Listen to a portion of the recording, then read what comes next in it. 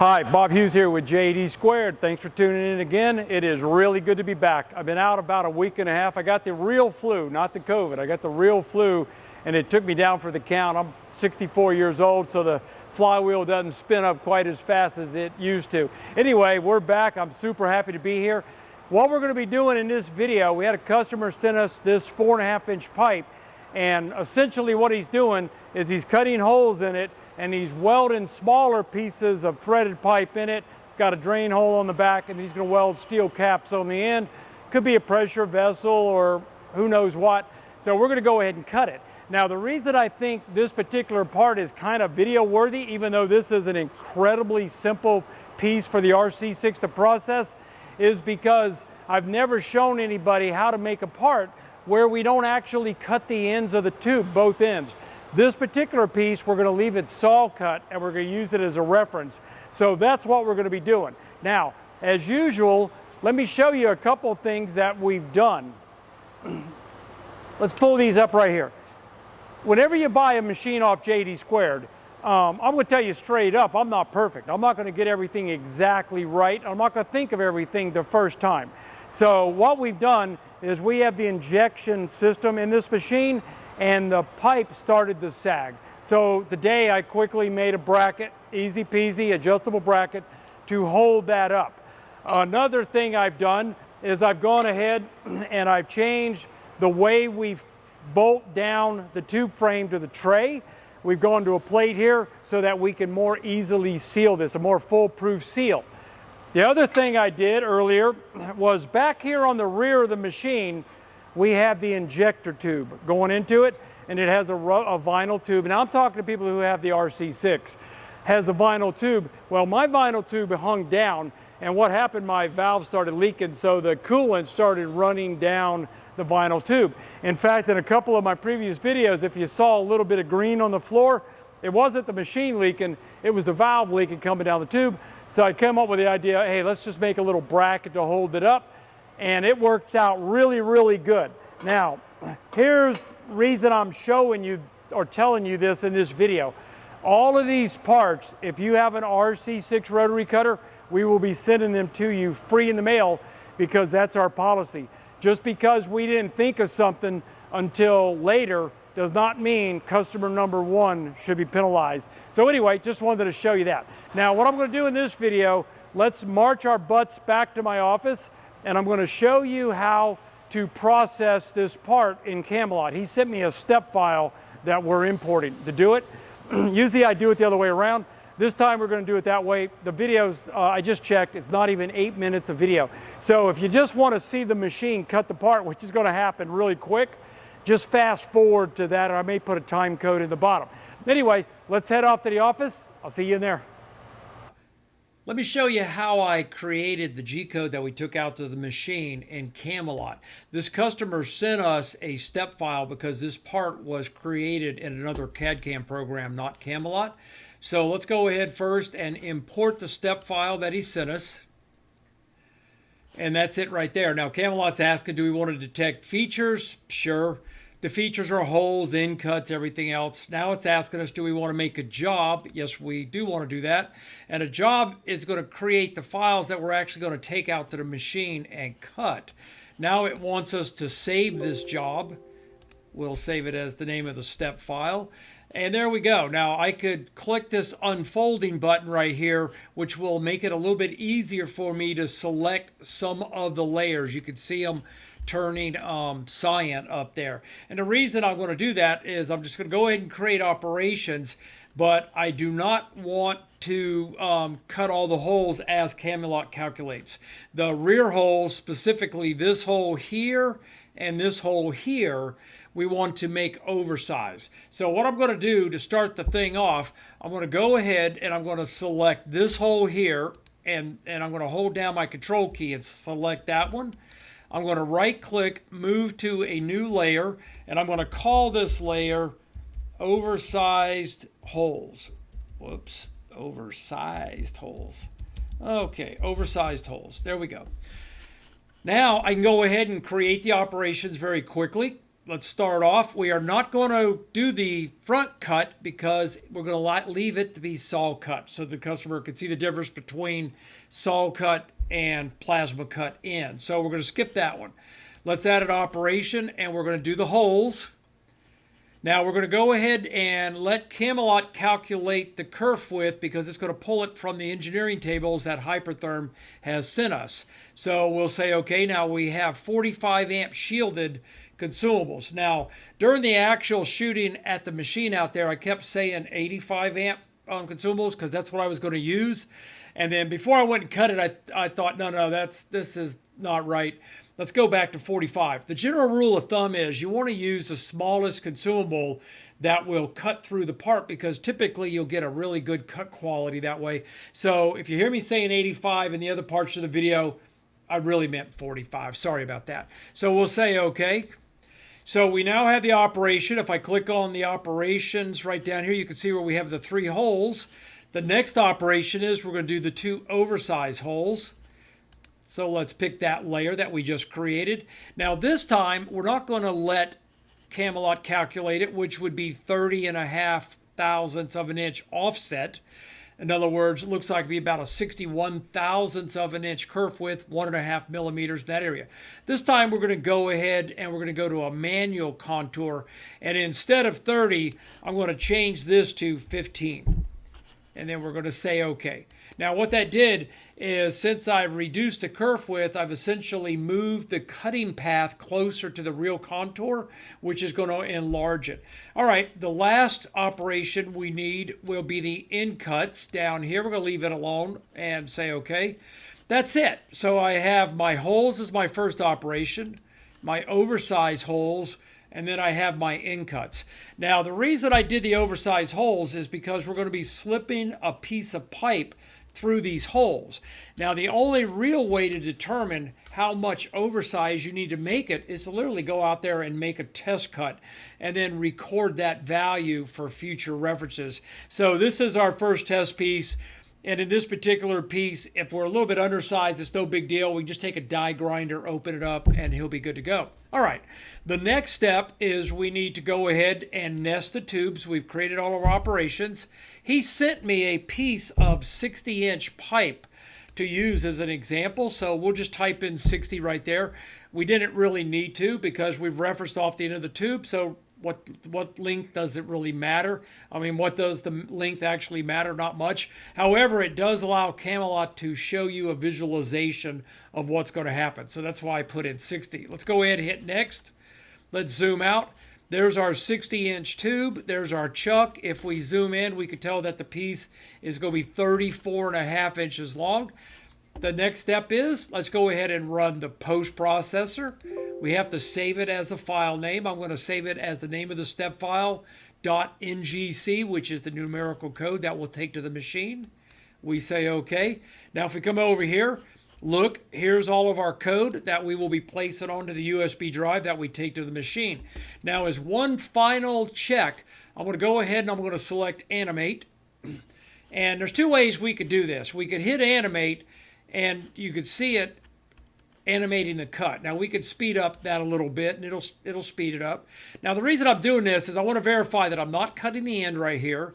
I am cutting this, and I'm cutting it in the order from the end towards the chuck. Now I could stop this right here, and if I wanted to go this faster or do this faster, you could literally click over here, hold down the down arrow key, and you can see it drastically increases the animation speed. I think we're going to go ahead and maybe up that factor in the software as well. Anyway, that's as simple as it is. Camelot's a very easy program to use. We've now got all our code, and we can head out to the machine and actually do the cutting. Okay, we're back out at the machine. You're going to hear a lot of background noise because I am shooting this in a live factory environment. I apologize. Hopefully it won't be too bad. Anyway, let me show you how we're going to do it. This pipe is too large for our round tube stabilizer because the stabilizer is only rated to 3.5 inches, and it has to do a lot with weight overpowering the transfer balls. So this one, we're going to go ahead and do the conventional system, and this is where the RC6 really shines. we supply the machine with different brackets for different sizes of pipe. Now it's a range of pipes. So even though this one here, for instance, says 3, we're cutting 4.5-inch tubing. What the 3 means is what is the smallest pipe that you're generally going to run in these rollers, but it is not a definitive limit. Now what you do is we take these and we do nothing more than bolt them down to the machine right here. Let's go ahead and let me run that up.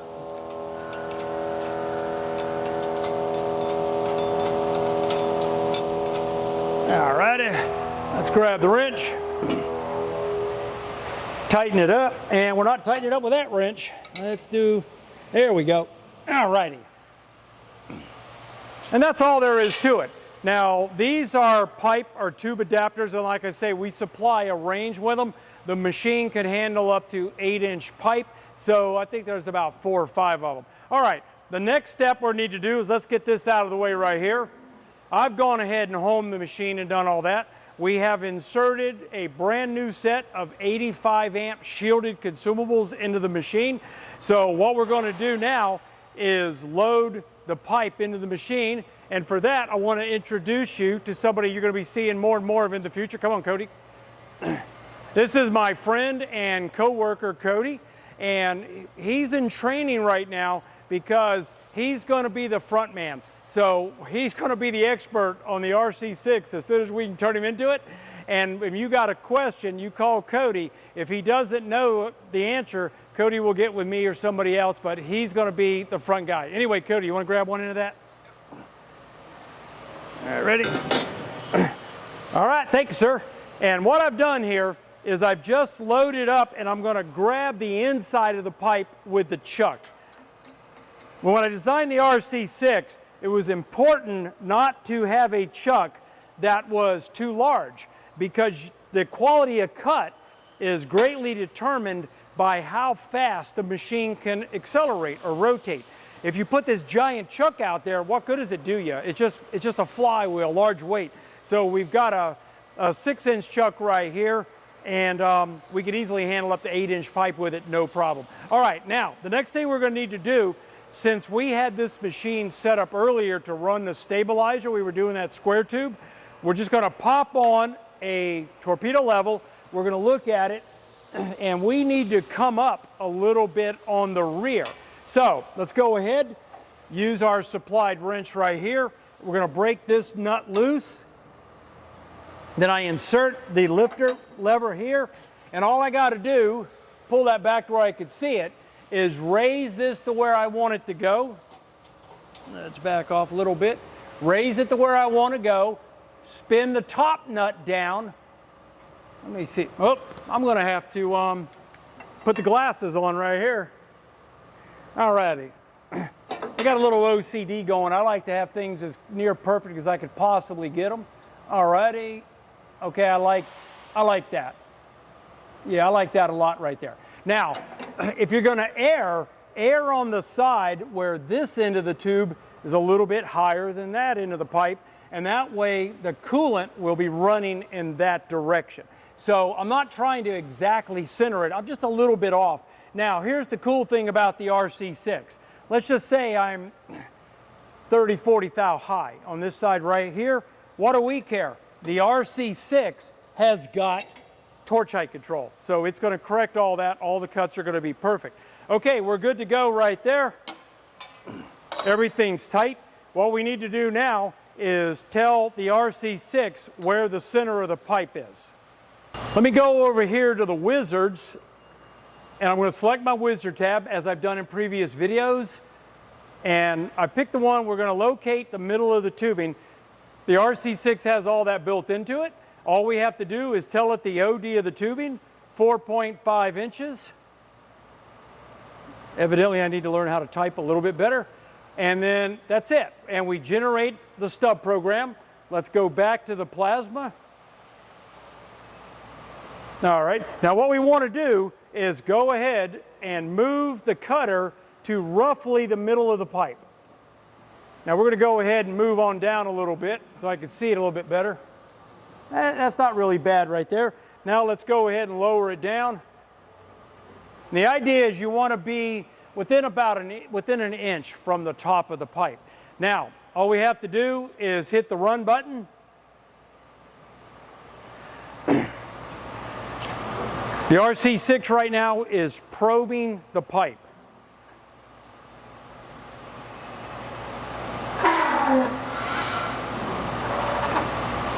And they're verified size. That's it, we're done. Now, the next thing we need to do, all programs have an origin, and it's going to be Y0.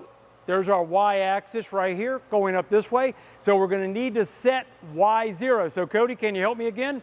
I'm going to run down the cutter. I just need you to tell me when that cutter is in the middle, or the best you could eyeball, directly in the middle of the end of that. Don't worry about lengthwise. We're just talking this way, you know? Towards you a bit. Towards me a little, is that right? Another hair. You want the center of the consumable, right? Right, center of the consumable. There you go. Right there? Yep. Okay, thank you, Cody. All right, we have basically moved the torch to the middle of the torch to the end of the pipe, the saw cut in. I'm going to come over here, and under my axes, my quick work offsets, I'm going to click Y0. Now the RC6 knows that's where we're going to start cutting this program. Let's go ahead and lift the head up a little bit, get it out of the way right there. The next thing we're going to need to do is tell the RC6, what are we cutting? Is it steel, aluminum, stainless? What's the thickness, stuff like that? Very quickly, I'm going to bring up the select settings here. I am going to select mild steel, 1/4 inch. I'm going to select 85 amp shielded because that's the consumables we put in, and I'm going to say OK. The RC6 has now populated the lower left side of the screen. I will take pictures of this and you'll see it in the corner.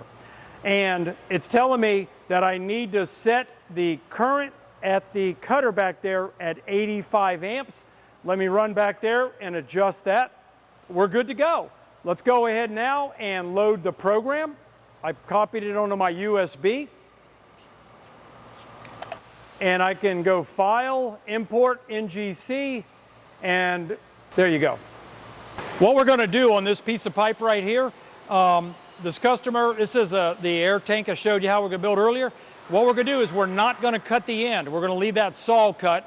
So what we did is we set Y0 as the programs start to here, but we told Camelot, don't cut this. Now what we're going to do, we're going to cut a series of holes down this pipe, and we are going to cut the back side off. And what the customer is going to do, he's going to be putting plates on the end. This might be a pressure vessel or something, and he's going to weld around it. So my way of thinking is if I was doing a lot of these, he has an automatic saw like we do, so I would prefer to cut these off on an automatic saw because my prep work to weld the plates on the end would probably be reduced. So what we're going to do, we're going to not cut this end, so it's saw cut, but we are going to cut this end, and that way he could evaluate what's going on. And we're going to be running through the spindle coolant. Another thing I've done is I went ahead and I overrode the contour settings for the rear holes to make them a little bit larger. I just want to show you that. All right, let's go ahead and cut this thing.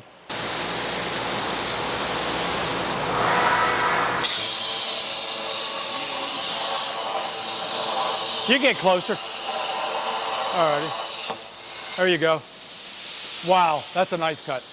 That is really a nice cut. What we're doing right here is this is the first test that we're actually running the new trajectory or trajectory planner, and we are noticing a much better cut. So if you've already got our RC6, as soon as your machine updates, it'll probably be giving you a better cut because, wow, that's a good cut. Notice we have through the spindle coolant is running also on the machine. Now that's an oversized hole. Let's go ahead and cut the 1 3/8 side here. See the coolant coming out the bottom now? All right, now what's going to happen, I didn't put a support over here. So when we cut this, it's going to fall. If I wanted to, I could have put a support there. I just got lazy. But the point is, if it falls, it's not going to hurt a thing.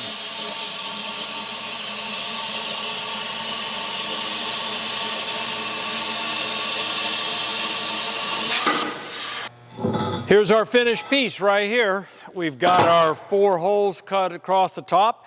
Now, as I mentioned earlier, one side is saw cut. This side has been cut with the plasma cutter. And my original thought when I looked at this job was that I would probably saw cut this to reduce the preparation time if we're going to weld plates on the end. After looking at what the new trajectory planner, how well it's cut, I've kind of changed my mind. Now I really don't know if I would do it by cutting them all up into short pieces or just loading up one long piece and go to town. I'd probably go with the shorter piece just because it's easier to handle, but the quality of cut is absolutely blew my mind. Now what's happened is at JD Squared, we are continually working on the software of the machine. We want the machine to run better and better. Now the good news is, no matter when we do this, you're going to get a free update if you own our machines, and you'll get it. Well, this was the first cuts we made with the new optimized trajectory planner, and I'm here to tell you these are just absolute beautiful cuts. I will take a couple close-up pictures, put them in the corner right there. Now, another reason I did this video, it's a very, very simple video. It's almost not even video worthy, but I just wanted to show people that you don't have to cut both ends of the tube. You can use a fixed end as a reference. But I also want to give people an idea of how would you model this part in Camelot if you were going to do what we were going to do, where we're going to put in plugs into these holes. Now, what's going to happen, typically, Camelot is going to find the kerf width that's put out by the plasma manufacturer, like Hypertherm, and use that value. However, what I did for a test, because we're going to be mailing this back to the customer, is the first 3 holes here were cut using the Camelot right out of the box settings. And when I go ahead and I mic them, basically I am 20 thou undersize on these holes right here. So we would have want to override the cut profile to enlarge this hole. Now this one right here, let me take a look. Let's see. Okay, this one here is one of the 2 that we did enlarge, and it looks like to me we're still 0.02 of an inch undersize. Now, typically you're going to take a little grinder, drop your tube in it and weld it, but this is where you would use the features in Camelot to enlarge or alter the path. And what I would do in the future on these is I would remember that I think I made this 15 thou oversize. I'm probably going to want to go 20 thou oversize so that it will slip in. Anyway, this is the part right here. Thank you very much for watching, and I'll get started on the next video. Have a great day. Bye.